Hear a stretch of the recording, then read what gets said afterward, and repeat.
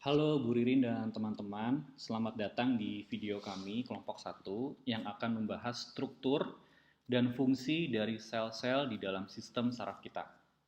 Saya akan memulainya dengan sebuah kasus yang saya cukup yakin kita semua familiar. Kasus itu adalah orang mabuk alkohol. Oke, entah kita pernah melihatnya di film, atau kita pernah melihat teman kita sendiri mengalaminya, atau mungkin kita sendiri pernah mengalaminya. Kita familiar bahwa orang yang mabuk alkohol jalannya sempoyongan. Nah, apa sih yang terjadi di otak orang yang sedang dalam pengaruh alkohol itu sehingga jalannya sempoyongan? Nah, ini ada hubungannya dengan komunikasi di dalam sistem saraf di tubuh kita. Nah, apa sih sistem saraf itu? Sistem saraf itu semacam pusat komando di tubuh kita. Jadi ini sistem yang mengkoordinasikan respons tubuh kita dari berbagai macam rangsangan dari luar. Sistem ini juga mengkoordinasikan seluruh aktivitas tubuh, mulai dari gerakan kita bahkan sampai ke pencernaan. Nah, di dalam sistem ini ada dua bagian. Yang pertama adalah sistem saraf pusat atau Central Nervous System yang kita singkat CNS. Nah, ini terdiri dari otak dan sumsum tulang belakang. Bisa dilihat di gambar sebelah kanan yang berwarna merah. Yang atas itu otak, kemudian di bawahnya yang menjulur ke bawah itu adalah sumsum tulang belakang. Dan bagian yang kedua adalah sistem saraf tepi, Peripheral Nervous System atau disingkat PNS. Nah, itu yang berwarna biru. Dia terdiri dari organ-organ sensorik dan saraf. Nah, apa sih saraf itu? Saraf itu sebenarnya terdiri dari membran yang membungkus buntalan neuron. Nah, neuron ini bagian yang sangat penting untuk menjawab pertanyaan kita kenapa orang mabuk jalannya sempoyongan. Tapi itu akan dijelaskan nanti. Yang mau saya jelaskan sekarang adalah soal saraf yang bisa kita umpamakan sebagai kabel komunikasi, teman-teman. Jadi kan di kabel sungguhan ya, itu ada dua bagian. Pertama, bahan karet yang ada di bagian luar, kemudian di dalamnya ada tembaga yang bertugas menghantarkan listrik. Nah, kita bisa bilang bahwa karet yang membungkus di luar itu, itulah membran yang saya bilang di saraf tadi. Nah, sementara yang ada di dalam membran itu adalah kumpulan neuron yang tadi sudah saya katakan merupakan bagian penting dari sistem komunikasi di tubuh kita. Nah, apa itu neuron? Oke, sekarang kita bakalan zoom in dan dive deep, apa itu neurons ya? Oke, jadi neurons itu adalah sel saraf yang jumlahnya tuh miliaran di otak. Memang banyak banget. Tugasnya secara simpel adalah memproses dan mengantar informasi di sistem saraf kita. Gambar aslinya bagi yang penasaran ada di sistem kiri bawah ya. Ada tiga tipe neuron yang kita pelajari, yaitu sensory neuron, motor neuron, dan interneuron. Oke, sensory neuron tugasnya itu mendeteksi perubahan internal dan eksternal dari environment kita. Informasi perubahan ini lalu dikirimin ke Central Nervous System, also known as CNS. Kedua, ada motor neuron. Tugasnya adalah mengontrol muscle contraction dan secretion dari kelenjar. Dan terakhir adalah interneurons yang lokasinya secara menyeluruh ada di CNS kita. Dan ada dua tipe interneurons nih. Yang pertama itu namanya local dan yang kedua adalah relay interneurons. Local interneurons itu membentuk sirkuit dengan neuron sekitarnya. Dia menganalisa informasi-informasi kecil, sedangkan kalau relay neuron itu menghubungkan sirkuit-sirkuit barusan dari satu area ke area yang lain. Nah, contoh mudah dari kerjasama dan fungsi-fungsi neurons yang ada yang kita sebutin, itu ada di diagram yang di kanan atas. Misalnya, kita ngerasa haus nih, sinyal sensasi haus ini kan terdeteksi nih oleh sensory neuron. Nah, setelah itu, sinyal ini akan melanjuti perjalanan melalui interneuron yang akan menyambungkannya ke motor neuron. Motor neuron inilah yang menstimulasi gerakan-gerakan berikutnya, yaitu kita ngambil gelasnya dan kita minum air. Ya, oke. Dan berikutnya, kita beneran bakalan zoom into the neurons. Cara simpel ingat bagian-bagian sel neuron ini bisa menggunakan analogi seakan-akan neuron itu sebuah pohon ya. Jadi pertama ada dendrat yang bentuknya dari awal itu udah mirip cabang pohon. Dendrat ini menerima sinyal dari terminal buttons yang ada di sekitarnya. Nah, berikutnya ada soma nih, atau also known as the cell body. Nah, disinilah ditemukan nukleus, dan gunanya soma itu mempertahankan fungsi neuronnya itu. Kalau sinyalnya cukup kuat, sinyal ini akan menjadi sebuah sinyal elektrik sejenak yang namanya itu action potential. Action potential ini akan melewati akson yang bisa diumpamakan itu sebagai batang pohon.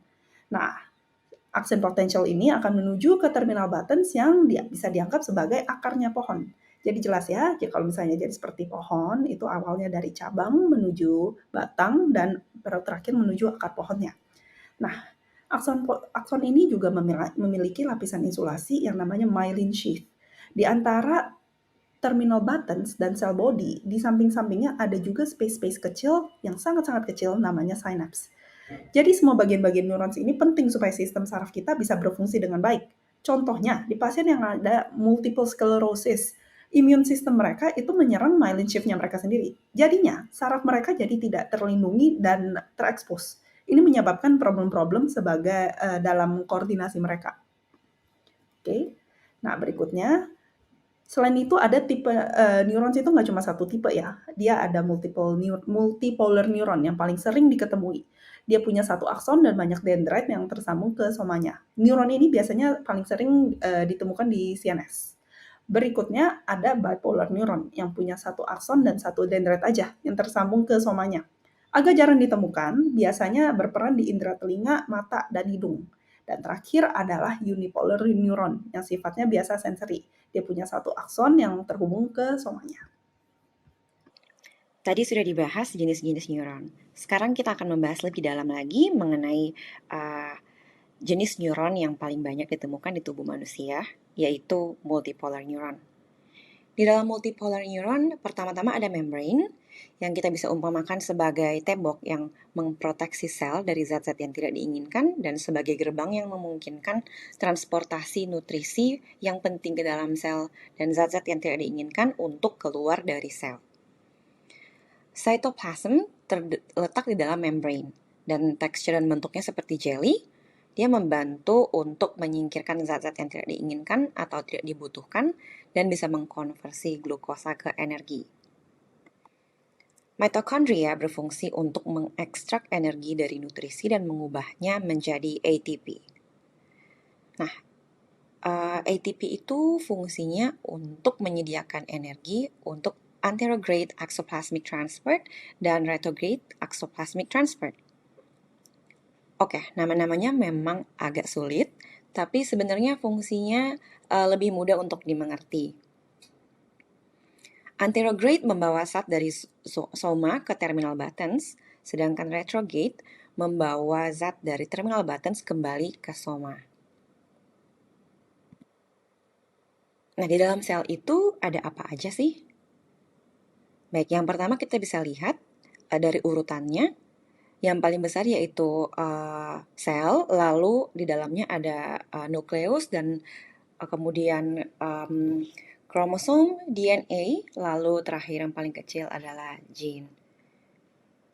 Nukleus atau inti sel adalah organel sel yang berfungsi untuk mengatur seluruh kegiatan sel. Nukleus itu mengandung kromosom. Kromosom adalah sebuah molekul DNA yang panjang mengandung sebagian atau seluruh materi genetik suatu organisme.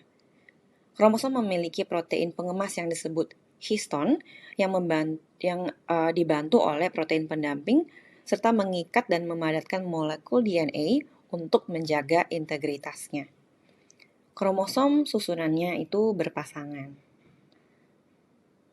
DNA itu adalah makromolekul panjang dan kompleks yang terdiri dari dua untai helix yang saling berhubungan bersama dengan protein terkait.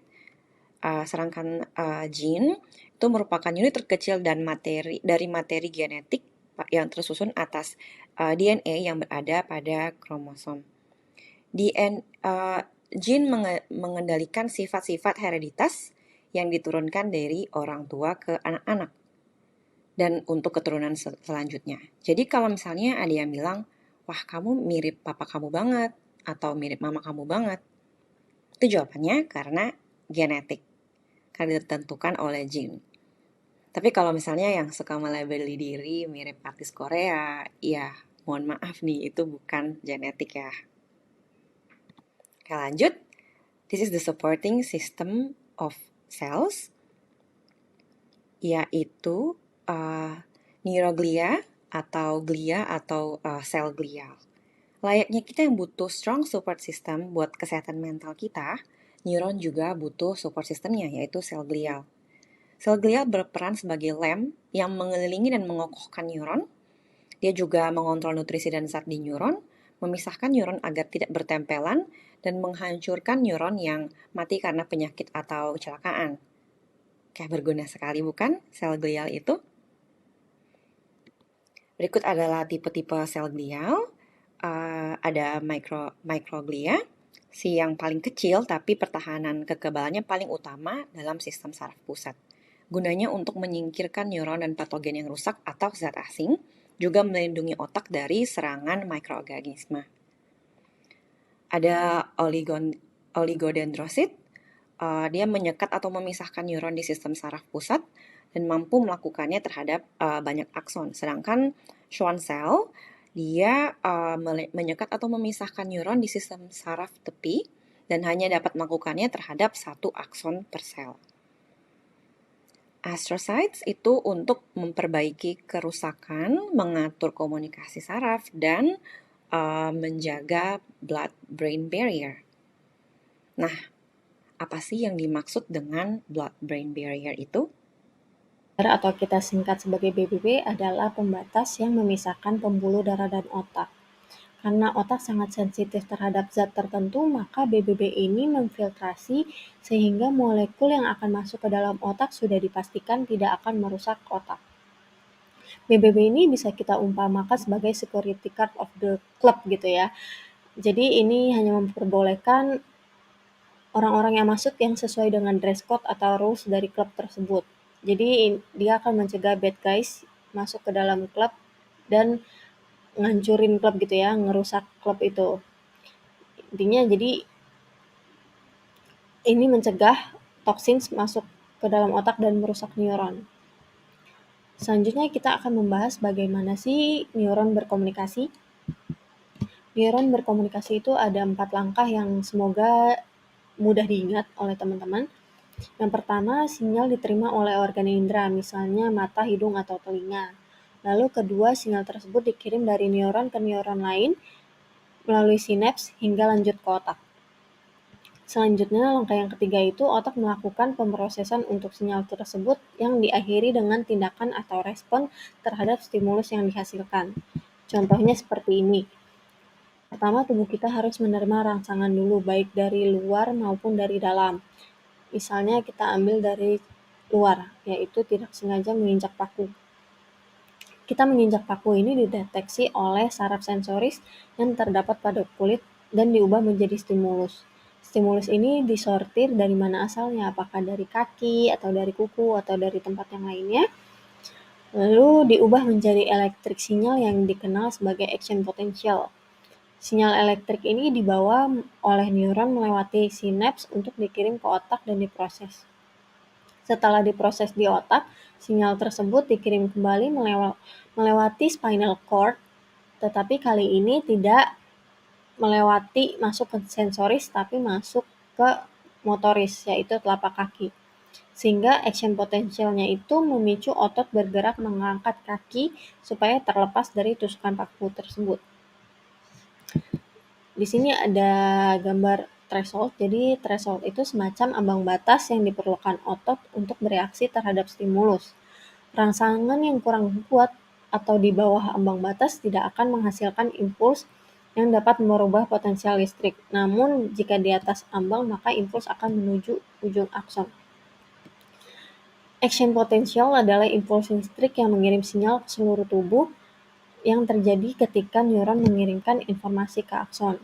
Misalnya ketika kita mencium aroma, neuron penciuman di hidung memicu action potential sebagai respons. Jadi action potential itu adalah hasil dari suatu stimulus. Sedangkan neurotransmitter adalah pengantar pesan antar neuron dari sel saraf ke sel target. Sel target ini bisa berada di otot, kelenjar maupun saraf lainnya. Jadi ketika action potential sampai di terminal button lalu mengeluarkan neurotransmitter yang mana memiliki efek merangsang atau menghambat. Jika stimulus cukup kuat, maka terjadi action potential dan neuron mengirimkan informasi ke akson lalu menuju sinaps. Action potential ini selalu full respon, jadi tidak ada yang kuat maupun yang lemah. Kalau neuron tidak mencapai threshold yang sebelumnya dijelaskan, maka tidak akan terjadi action potential. Makanya disebut sebagai all or nothing proses. Jadi prosesnya ini mirip dengan aksi menekan pelatuk pistol. Tekanan yang sangat kecil pada pelatuk tidak akan cukup untuk menembak. Namun ketika tekanan yang memadai, itu akan menembak. Kecepatan dan kekuatan peluru itu tidak dipengaruhi oleh seberapa keras menarik pelatuknya. Jadi yang penting itu pelatuk menembak atau tidak. Lalu ada non-synaptic transmission yang akan kita bahas sekilas aja, yaitu hormon. Hormon adalah zat kimia yang diproduksi oleh kelenjar endokrin dan dialirkan ke darah. Hormon ini berperan sebagai penunjang hampir keseluruhan fungsi utama tubuh kita. Nah, kan udah banyak banget belajar tentang struktur dan fungsi sel dari sistem saraf. Ini mau kasih contoh lagi supaya kita tidak cepat lupa. Contoh yang tadi kan ada menginjak paku ya. Jadi menginjak paku itu menunjukkan withdrawal reflex, yaitu gerakan spontan yang tanpa disadari membuat kita menarik bagian tubuh yang merasakan sakit. Sedangkan ada juga yang menghambat, yaitu inhibition ya, yaitu sinyal inhibitory yang timbul dari otak untuk mencegah gerak refleks. Contohnya di sini adalah misalnya kita mau disuntik. Kan kita tahu ya jarum suntik itu akan sakit kalau nusuk ke lengan kita. Tapi tubuh kita menahan lengan supaya tidak bergerak. Karena emang kita harus disuntik misalnya vaksin atau apa. Karena itu memang kebutuhan kita kan. Seperti itu. Oke, sekarang kita kembali ke kasus awal yang tadi kami ungkapkan di awal presentasi ini. Jadi kira-kira apa ya yang terjadi di otak sehingga orang dalam pengaruh alkohol jalannya bisa sempoyongan? Ada yang sudah menebak atau mungkin sudah sempat googling? Nah, ini jawabannya. Jadi, ternyata alkohol itu meniru sebuah neurotransmitter yang bernama GABA. GABA ini punya inhibitory effect atau menghambat komunikasi antar neuron. Dan ini terjadi di cerebellum. Kalau kita lihat, dia berada di bawah bagian occipital dan berada di atas batang otak atau brainstem. Nah, cerebellum ini adalah bagian otak yang bertanggung jawab atas koordinasi dan keseimbangan kita. Jadi, ketika komunikasi neuron terhambat di bagian itu, ya konsekuensinya tubuh kita jadi nggak seimbang. Jadi sudah terlihat ya, bagaimana kalau kita bisa memahami sistem saraf kita berkomunikasi, kita juga jadinya bisa paham untuk menganalisis kasus-kasus seperti orang mabuk ini.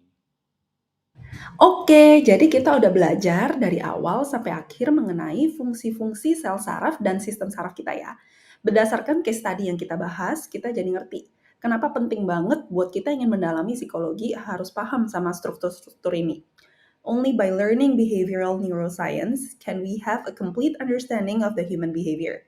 Kita harus belajar struktur-struktur ini untuk memahami human behavior secara menyeluruh.